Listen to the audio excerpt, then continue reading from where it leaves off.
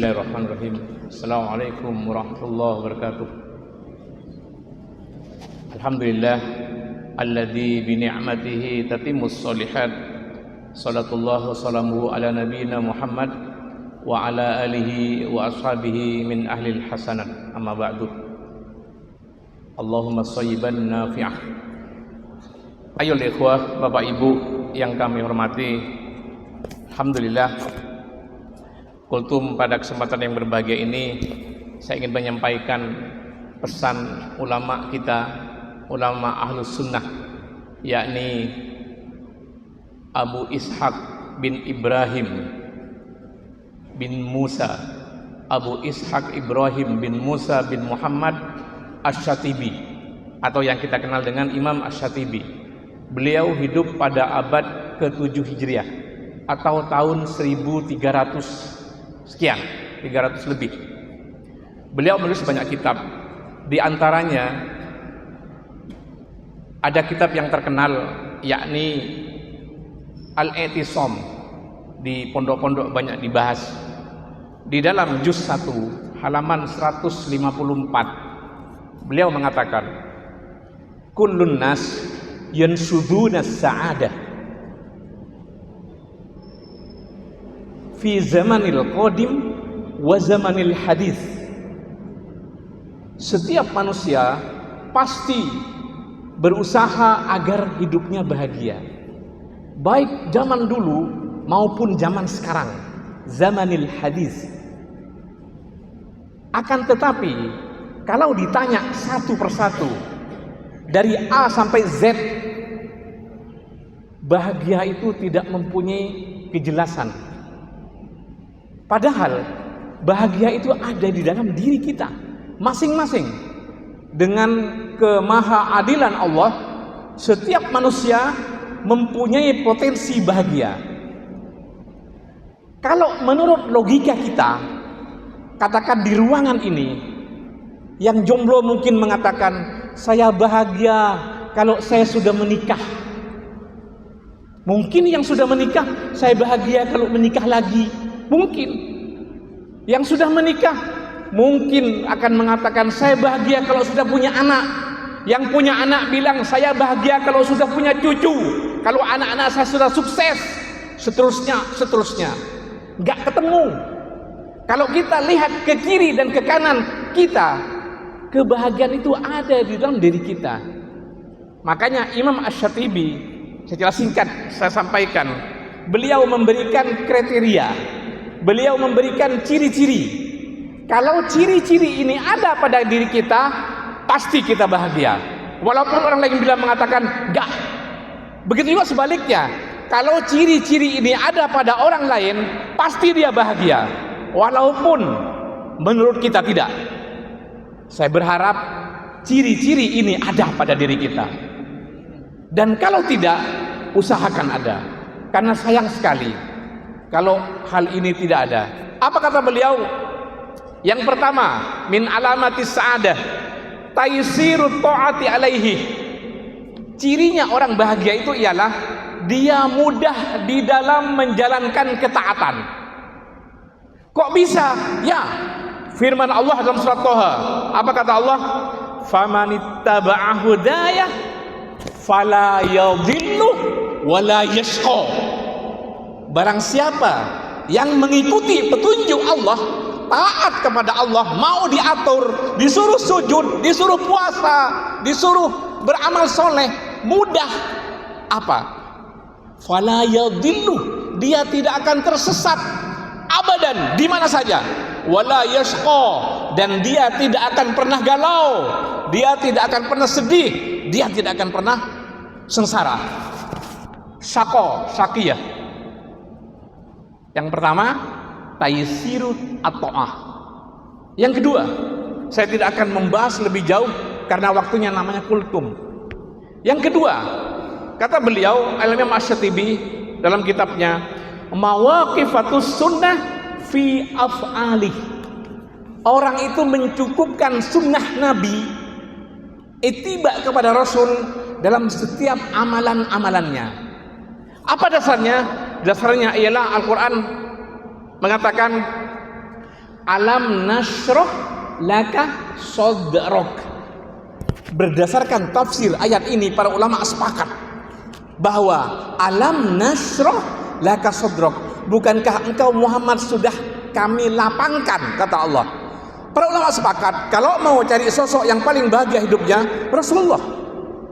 Sodroh, ya, yasroh sodrohu, lapang dadanya. Makanya kalau mau ikut Rasulullah, pasti dia akan menemukan kebahagiaan. Dan kebahagiaan itu adalah kebahagiaan yang hakiki, bukan kebahagiaan yang dibuat-buat, yang kebahagiaan yang ditipu oleh dunia, mataul hurur, laibun walahun. La. Memang punya uang banyak itu senang, tapi bukan itu bahagia yang sesungguhnya. Harta, jabatan, kekayaan, popularitas membahagiakan, tapi bukan kebahagiaan yang hakiki. Walaupun orang itu bersahaja apa adanya, makan nasi dengan garam, tapi berhak dia hidup bahagia dunia akhirat selama kriteria itu ada. Itu yang kedua, mawaqifatus sunnah wa af'alihi fi hayati. Yang ketiga, kata Imam Asy-Syatibi, ciri orang yang bahagia ialah sohbatuhu li ahli silah. Orang itu berteman atau orang-orang di sekitarnya ialah orang-orang soleh. Kenapa demikian? Karena banyak dalil yang menjelaskan tentang ayat ini maupun hadis Nabi. Di antaranya yang masyhur satu saja. Rasulullah mengatakan yang maknanya, barang siapa berteman dengan seorang penjual minyak wangi, maka dia akan mendapatkan wanginya walaupun dia tidak beli. Sebaliknya, barang siapa berteman dekat, maksudnya teman dekat dengan seorang pandai besi, dia akan mendapatkan percikan api, paling tidak asap, walaupun dia tidak membantu bekerja. Bukan bermaksud merendahkan seorang pandai besi. Artinya apa? Hadis yang masyhur ini menunjukkan bahwa siapa teman dekat kita, siapa grup WA kita, orang-orang yang solehkah atau tidak? Kalau orang-orang yang fujur, orang-orang yang fasik, orang-orang yang tidak, lebih baik keluar. Kecuali kita hanya berhubungan bisnis misalnya, sebatas itu laisa muskilah, tidak masalah. Tapi kalau teman dekat, kadang jalan makan, kadang kita rehla bersama, tiap hari ketemu, harus kita selektif. Karena kata Rasulullah, almar'u ala dini khalili. Agama seseorang sebagaimana agama temannya. Ini pelajaran atau patokan buat kita kalau mencari jodoh misalnya. Siapa teman dia? Cari jodoh buat anak kita maksudnya, bukan buat kita. Yang sudah punya ini jangan cari lagi. Siapa teman dekatnya? Kalau dia sering ke masjid, diketahui subuh ibadahnya jelas, insya Allah temannya tidak jauh dari itu. Maka dari itu sahabat yang mulia Abu Darda mengatakan 3 hal yang membuat saya di dalam keseharian merasakan kenikmatan hidup. Apa kata Abu Darda, sahabat yang mulia? Laparnya atau dahaganya diri karena taat kepada Allah, maksudnya puasa. Yang kedua, heningnya atau tenangnya sujud di malam yang gelap, yang sunyi, tidak ada orang tahu. Dan yang ketiga, seperti memanen buah kurma ketika dekat dengan teman yang soleh. Artinya apa? Untayannya, perbuatannya, kalimatnya, itu manfaat bagi kita dan itu mendatangkan kebahagiaan. Itu yang ketiga. Yang keempat, apa kata beliau dalam kitab Al-I'tisam, yaitu husnu akhlaqihi ma'al ikhwan. Orang itu baik akhlaknya dengan sesama teman, perbuatannya, perkataannya baik akhlaknya. Apa dalilnya? Dalam Al-Quran dijelaskan, wa innaka la'ala khuluqin azim. Ketika Ibunda Aisyah ditanya, ya ummahatul mu'minin, bagaimana tentang akhlak Rasulullah? Kata Ibunda Aisyah, kana khuluquhul Quran. Dan wa innaka la'ala khuluqin azim. Itu pengakuan, apresiasi dari Allah sang pencipta terhadap Rasulullah SAW yang akhlaknya ialah Al-Quran. Jadi berakhlak mulia akan mendatangkan kebahagiaan, baik dunia maupun akhirat. Yang kelima, apa yang mendatangkan kebahagiaan hidup kita? Yaitu badlu ma'rufatin lil khalqih, mudah berbuat baik kepada makhluk. Makhluk itu siapa saja, lingkungan, binatang, dan siapa saja. Kata Rasulullah SAW, kullu ma'rufin shadaqah. Kalau kita berbuat baik, ya, ma'ruf, berbuat baik, seperti tersenyum, seperti perkataan yang baik, dan lebih dari itu sedekah. Dan orang yang bersedekah tidak harus dengan materi, itu akan mendatangkan kebahagiaan.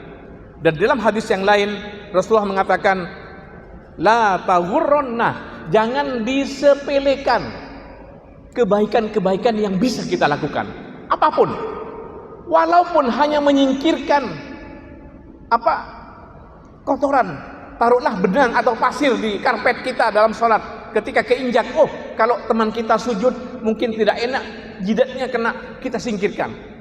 Itu bisa mendatangkan kebahagiaan, bahkan kata para ulama bisa menghalau panasnya api neraka. Luar biasa.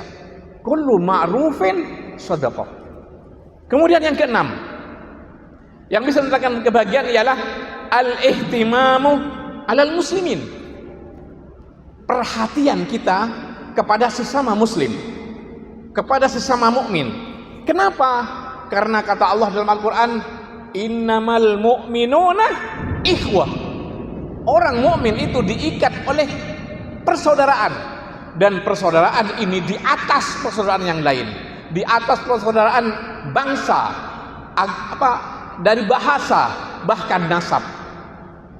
Bahkan dalam ilmu waris sendiri, ketika bab waris belum sempurna, para sahabat baik muhajirin dengan ansor ketika dipersaudarakan oleh Nabi itu bisa saling mewarisi. Baru An-Nisa turun, itu dimansukh. Dan yang terakhir, yang ketujuh ialah resep untuk kita bahagia baik dunia maupun akhirat, yaitu mura'atul abdi ala awqatihi. Orang itu pasti punya perhatian terhadap waktunya. Bicara waktu, bicara umur. Bicara umur, bicara amal. Makanya orang yang baik, orang yang mulia, pasti orang itu menghargai waktunya. Mafhum mukhalafah sebaliknya, kalau orang biasa menyia-nyiakan waktu, bahkan nggak tahu saya mau ngapain nih, waktu terbuang-buang gitu saja, itu ciri orang yang tidak berkualitas, orang yang rendah. Orang mukmin itu tidak mungkin tidak perhatian kepada waktu. Kata Syekh Shalih Utsaimin dalam salah satu kitabnya, la budda annal mu'minina yuharisuna ala waqtiha. Enggak, harus, la budda itu tidak boleh tidak, artinya harus. Orang mukmin itu memperhatikan waktunya. Kenapa? Karena setiap waktu kita ada amalan. Sholat duhur ini sudah lewat, gak bisa diulang lagi waktunya dari awal, diangkat ke langit. Besok duhurnya lain lagi, tinggal kita persiapkan untuk berikutnya. Faida faraghta fansab. Kalau sudah ini, berikutnya apa? Jadi orang mukmin di dalam etos kerja, di dalam berpikir, di dalam beramal, itu harus faida faraghta fansab. Kalau sudah ini, apa berikutnya? Kalau sudah ini, apa berikutnya? Makanya jangan sampai kita membuang-buang waktu. Sebagaimana hadis Nabi yang masyhur, ya, nikmatani maghbunun fihi ma katsirun minan nas, atau kama qala sallallahu alaihi wasallam. Ada dua nikmat yang banyak diabaikan, dilalaikan oleh manusia. Dan karena melalaikan dua nikmat itu membuat dirinya rendah. Apa itu? Kesempatan, ya, dan kesehatan. Artinya waktu dan kesehatan. Kita sekarang dikasih sehat.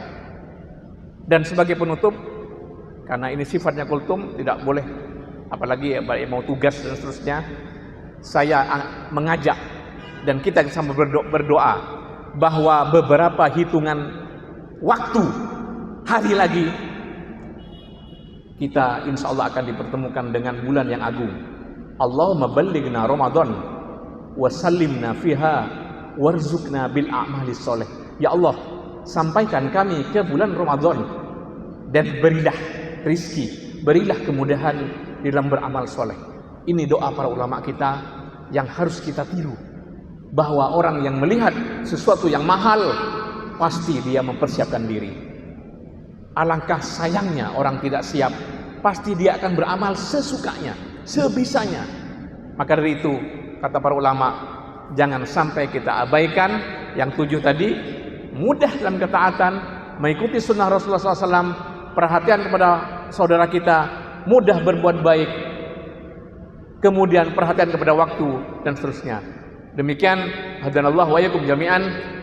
Assalamualaikum warahmatullahi wabarakatuh.